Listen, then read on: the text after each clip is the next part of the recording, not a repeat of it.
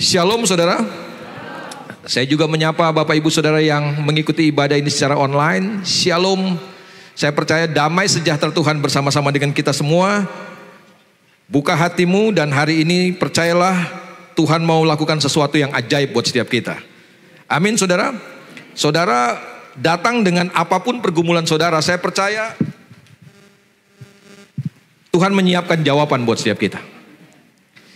Jadi Tuhan bekerja sejauh mana kita buka hati kita. Kalau kita cuma bukanya setengah, ya Tuhan cuma bisa bekerja setengah. Tapi kalau kita buka seluruh kehidupan kita, saya percaya maka Dia akan melakukan perkara yang ajaib atas seluruh kehidupan kita. Amin. Saudara mau setengah atau seluruh? Seluruhnya. Buka hatimu seluruhnya hari ini. Biarkan Roh Kudus berkarya dalam hidupmu. Dengar baik-baik pesan firman Tuhan hari ini. Dan saya percaya kita akan dikuatkan, akan dihiburkan. Hari ini saya mau bicara tentang sesuatu yang saya pikir penting. Tetapi kadang-kadang kita suka menganggapnya sepele. Karena kita berpikir begini bahwa putus asa, hilang pengharapan itu cuma untuk orang-orang yang kecil. Orang-orang yang susah hidupnya. Siapa bilang? Saudara pikir orang kaya nggak bisa putus asa? Saya mau bilang bahwa semua orang bisa putus asa. Karena semua orang, siapapun kita, di level apapun kehidupan kita, kita masih akan mengalami banyak sekali tekanan, kesulitan, pergumulan. Dan ini yang nggak bisa kita hindari. Sakit, penyakit. Ada yang bisa menghindari? Saudara pikir orang yang berduit tidak bisa sakit? Bisa. Tahukah saudara bahwa penyakit tidak bisa bikin orang putus asa? Oh, banyak orang yang putus asa karena sakit penyakitnya. Dan hari ini saya mau ingatkan buat setiap kita bahwa kita nggak boleh putus asa. Kita nggak boleh kehilangan pengharapan.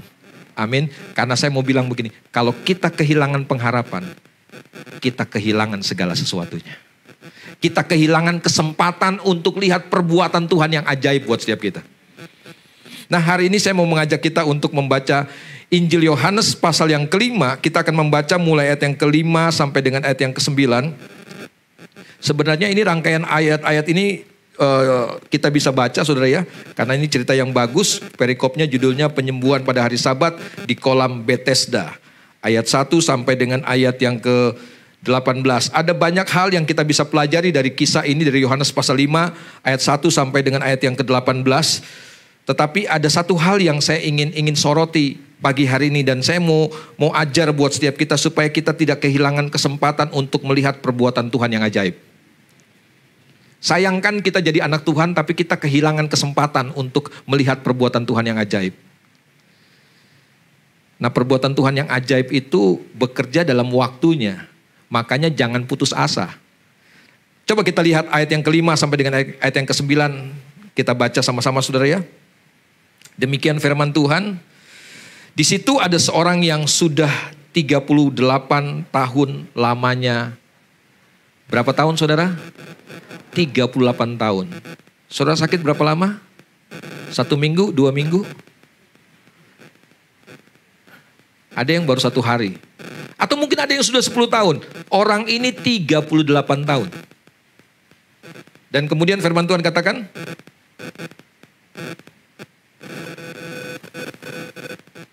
firman Tuhan katakan apa? Ayat yang ke-6, ketika Yesus melihat orang itu berbaring di situ, dan karena Ia tahu, perhatikan baik-baik, karena Ia tahu. Tahukah saudara bahwa Tuhan juga tahu semua penderitaan kita? Tuhan tahu sakit kita. Kita pikir Tuhan gak peduli, Tuhan tahu. Waktu Yesus melihat orang ini, Alkitab katakan, Ia tahu. Ia tahu bahwa ia telah lama dalam keadaan itu. Tuhan tahu berapa lama kesulitan kita, berapa lama sakit penyakit kita. Dia tahu. Sama-sama katakan Dia tahu. Berkata ia kepadanya, maukah engkau sembuh? Ayat yang ke-7.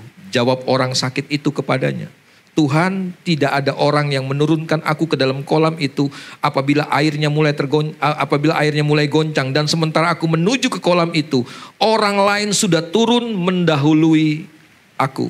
Ayat yang ke-8, kata Yesus kepadanya, bangunlah, angkatlah tilammu dan berjalanlah. Dan pada saat itu juga sembuhlah orang itu Lalu ia mengangkat tilamnya dan berjalan.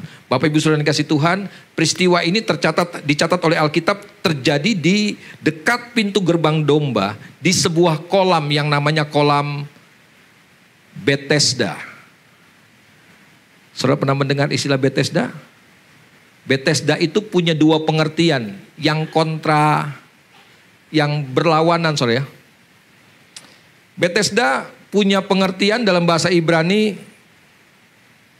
rumah kemurahan, rumah anugerah. Tetapi dalam bahasa Aram, kata Bethesda juga punya arti malu atau dipermalukan. Saudara bisa lihat di Google nanti. Bethesda itu artinya malu atau dipermalukan.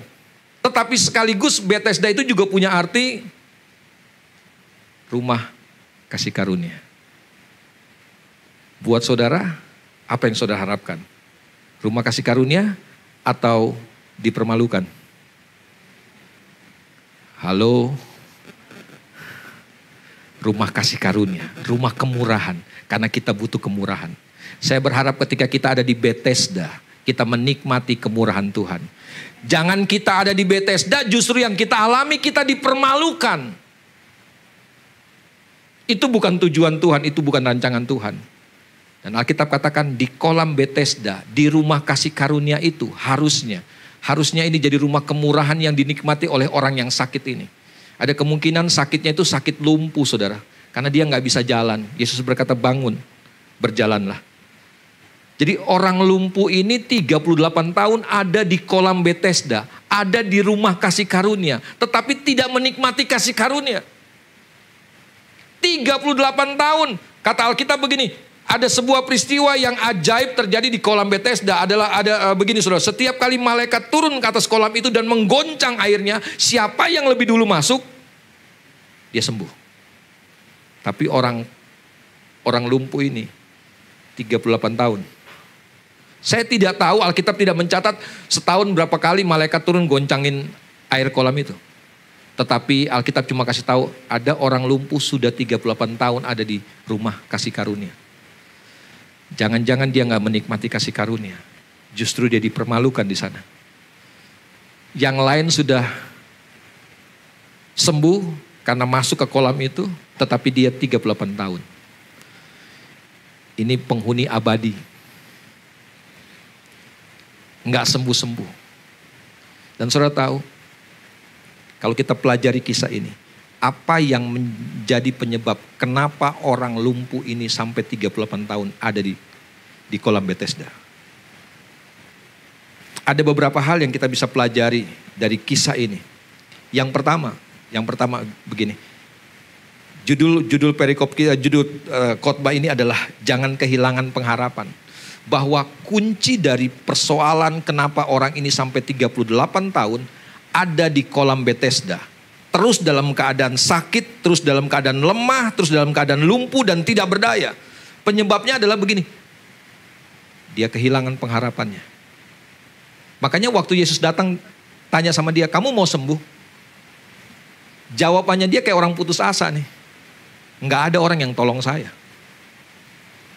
Setiap kali kolam ini digoncangkan, nggak ada yang tolongin saya. Ya udah, mau bikin apa? Nyerah aja. Memang udah nasib. Ya nasib, ya nasib. Ya udah, mau diapain lagi? Nggak ada yang tolong saya, nggak ada yang peduli. Bayangkan betapa tersiksanya dia 38 tahun sakit, nggak ada orang yang peduli. Dan akibatnya begini, udah nggak ada usaha lagi dia untuk lakukan apa-apa. Ini bahayanya orang kehilangan pengharapan, ini bahayanya orang putus asa. Kita nggak bikin apa-apa. Kita nyerah, kita pasrah. Mau mati, matilah, mau hidup, hiduplah, terserah deh. Udah mau bikin apa lagi, udah nggak ada harapan. Hari ini adakah di antara kita yang karena menghadapi kesulitan, menghadapi persoalan, menghadapi sakit penyakit, engkau sedang berjalan menuju kepada kehilangan pengharapan. Tahukah saudara bahwa kehilangan pengharapan itu nggak kayak kita kehilangan uang. Kalau kita kehilangan uang langsung sadar kita ya, betul nggak? Kehilangan handphone, kehilangan HP, sadar semua ya, betul nggak? kehilangan pengharapan kita nggak ada yang sadar. Sebenarnya kita sedang kehilangan pengharapan. Satu saat, ini cerita. Ya saudara, satu saat iblis nih bikin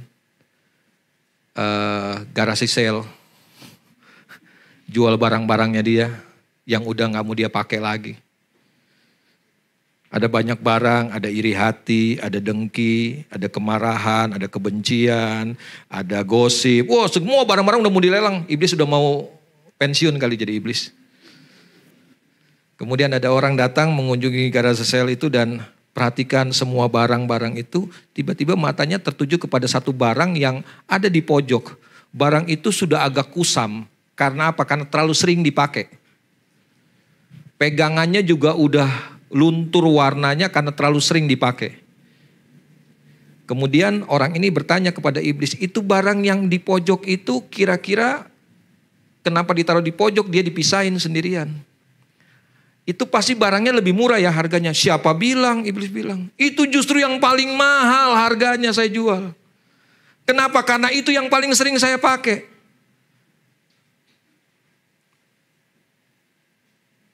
Dan si pembeli ini tanya, kenapa kamu paling sering? Itu karena itu paling gampang saya pakai. Dan kalau saya pakai, itu orang-orang pada gak sadar. Emang itu barang apa? Barang itu namanya putus asa. Tahukah saudara bahwa kalau saudara putus asa, semua bisa terjadi atas hidup kita. Kebencian, kepahitan, iri hati, semua karena putus asa. Karena kita putus asa, kita frustrasi dengan keadaan kita. Yang gak berubah. Makanya saya mau bilang begini. Jangan sampai kehilangan pengharapan. Jangan putus asa jalani kehidupan. Saya ngerti bahwa kadang-kala kita harus melewati masa-masa yang sulit. Masa-masa yang berat. Tetapi kita boleh kehilangan semua. Kita gak boleh kehilangan pengharapan. Kita boleh kehilangan kesehatan kita. Kita boleh kehilangan uang kita. Kita boleh kehilangan pekerjaan kita. Tapi kita gak boleh kehilangan pengharapan kita. Saudara yang sedang menunggu pertolongan Tuhan. Saya cuma mau ingatkan. Jangan putus asa. Jangan kehilangan pengharapan. Berseru kepada Tuhan. Tuhan pasti akan mendengarkan kita. Belajar dari kisah ini. Yang pertama. Jangan pasrah dengan apa yang menjadi keadaan kita. Jangan pasrah dengan keadaanmu. Pak, saya nggak bisa, Pak. Saya udah nggak punya apa-apa lagi. Jangan pasrah dengan keadaanmu. Engkau masih punya Tuhan. Kalau kita pasrah dengan keadaan kita, kelihatannya rohani. Tapi saya mau bilang ini, kita nggak akan bikin apa-apa. Orang yang pasrah dengan keadaan nggak akan bikin apa-apa. Tahukah saudara, kalau saudara sedang ada dalam keadaan putus asa, ini yang terjadi begini. Kita mau pelayanan, aduh kayaknya males banget. Nggak ada semangat, nggak ada gairah. Kita mau gereja, mau ibadah, kayaknya nggak ada semangat, nggak ada gairah. Dari dalam hati kita bilang, ngapain lu ke gereja, percuma, keadaan lu nggak berubah. Udah di rumah aja, diem aja. Nggak usah berdoa, nggak usah bersyukur, nggak usah puji Tuhan, nggak usah melayani Tuhan, nggak usah ibadah. Karena keadaannya nggak berubah. Mendingan lu nikmatin aja lah kesusahan, nikmatin aja sakitnya. Saudara yang dikasih Tuhan. Saya cuma mau ingatkan begini bahwa kita nggak boleh kehilangan pengharapan kita. Saya ngerti sekali lagi kita mengalami banyak sekali kesulitan masalah. Tapi jangan kehilangan pengharapan kita. Dan yang kedua dari kisah ini. Dalam ayat yang ke-7, saudara perhatikan baik-baik. Apa kata firman Tuhan? Jawab orang sakit itu kepadanya. Waktu ditanya, apakah kamu mau sembuh? Jawab orang lumpuh ini begini. Tuhan, tidak ada orang yang menurunkan aku ke dalam kolam itu apabila airnya mulai goncang. Saudara tahu kenapa dia harus menderita 38 tahun? Kenapa? Coba saudara baca baik-baik ayat ini. Apa yang menjadi penyebab orang ini sampai 38 tahun harus menderita? Apa? Kenapa? Karena ternyata ayat ini kasih jawaban buat kita. Ternyata 38 tahun dia nunggu pertolongan orang. Makanya pesan firman Tuhan hari ini, kalau kita nggak mau kehilangan pengharapan kita, yang harus kita lakukan adalah jangan berharap kepada manusia. Yang sering kali bikin kita putus asa, bikin kita kecewa, kehilangan pengharapan, karena kita terlalu berharap kepada manusia. Yesus tanya, kamu mau sembuh? 38 tahun siapa yang gak mau sembuh? Tapi pertanyaannya, kenapa ada di Bethesda, rumah kemurahan, rumah kasih karunia, tetapi menderita 38 tahun? Karena ternyata begini, di rumah kasih karunia yang diharapkan bukan kasih karunia, yang diharapkan adalah pertolongan manusia.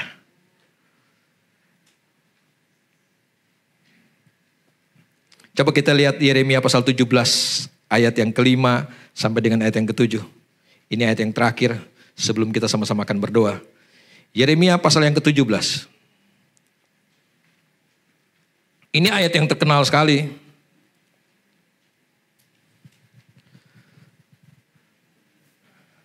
Firman Tuhan bilang apa? Sama-sama kita baca. Beginilah firman Tuhan.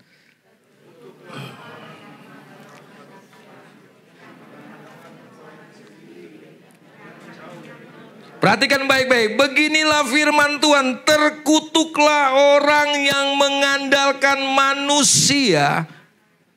Yang mengandalkan. Dan yang hatinya. Apa kata firman Tuhan untuk orang yang mengandalkan manusia? Terkutuklah. Seperti arti Bethesda yang kedua. Dipermalukan.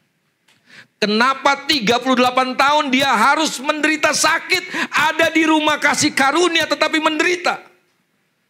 Seperti dipermalukan. Kenapa? Karena 38 tahun berharap kepada manusia. Firman Tuhan jelas katakan, terkutuklah orang yang mengandalkan manusia. Tahukah saudara, ketika saudara mengandalkan manusia, ayat ini kasih ingat kita. Yeremia pasal 17 ayat yang kelima ingatin kita. Waktu kita mengandalkan manusia, sebenarnya hati kita sedang jauh dari Tuhan.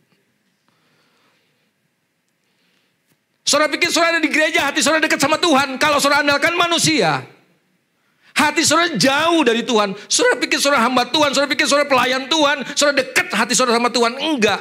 Kalau kita berharap bergantung kepada manusia, hati kita sedang jauh dari Tuhan. Dari sini perhatikan baik-baik. Kemudian firman Tuhan berkata, ayat yang ke-7. Diberkatilah orang yang mengandalkan Tuhan. Yang menaruh harapannya kepada Tuhan. Manusia bisa tolong kita, tetapi Tuhan yang pasti tolong kita. Amin. Cuma Tuhan yang pasti tolong kita.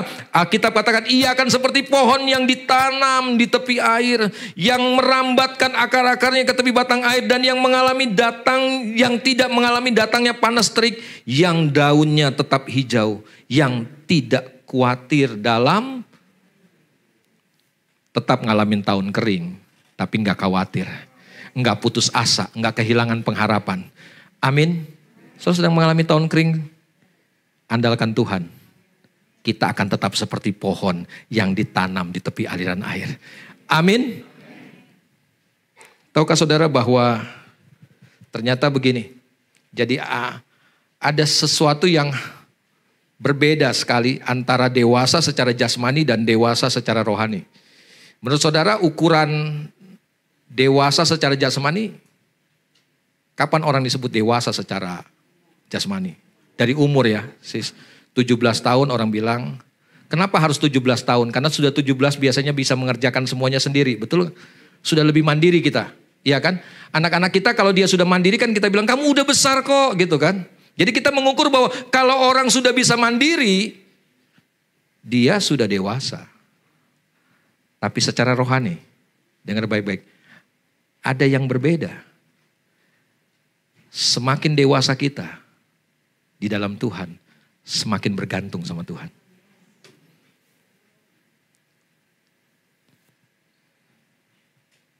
semakin dewasa, semakin bergantung sama Tuhan.